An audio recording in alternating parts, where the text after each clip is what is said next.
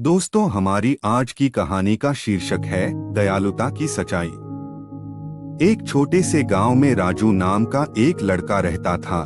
राजू के माता पिता बहुत गरीब थे, लेकिन उन्होंने राजू को सभी तरह की सहूलियत दे रखी थी।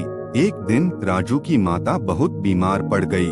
उन्हें तुरंत अस्पताल ले जाना था, पर एक परेशानी थी कि पूरे गांव में कोई भी गाड़ी नहीं थी।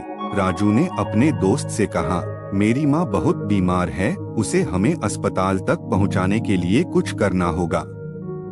अस्पताल जाते हुए उन्होंने रास्ते में देखा कि एक दुर्गम जंगल है, उसे वह बड़ी सावधानी से पार कर रहे थे। रास्ते में उन्होंने एक विदेशी यात्री को देखा जिसकी स्थिति बहुत खराब थी।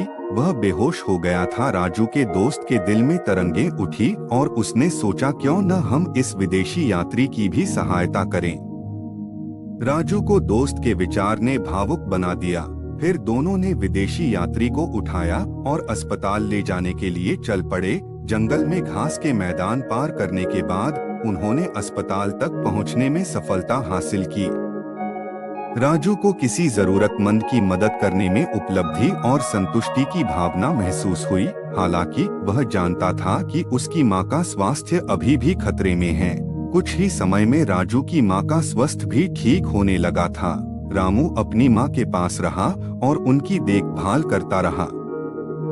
गांव वापस जाते समय उनका सामना ग्रामीणों और राहगीरों से भी हुआ, जो उस विदेशी यात्री के बारे में जानने को उत्सुक थे जिन्हें उन्होंने बचाया था।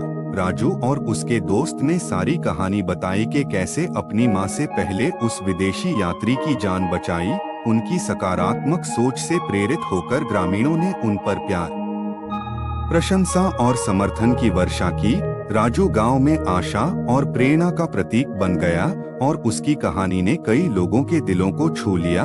और उस दिन के बाद से गांव में राजू के दयालुता की कहानी सुनाई जाने लगी। इस कहानी से सीख मिलती है कि विपत्ति के समय में करुणा और दयालुता का एक भी कार्य कैसे जीवन बदल सकता है और अच्छाई का प्रभाव पैदा कर सकता है। दोस्तों, हमारी आज की कहानी यही समाप्त होती है। फिर मिलेंगे एक और नई कहानी के साथ। तब तक आप सभी का धन्यवाद।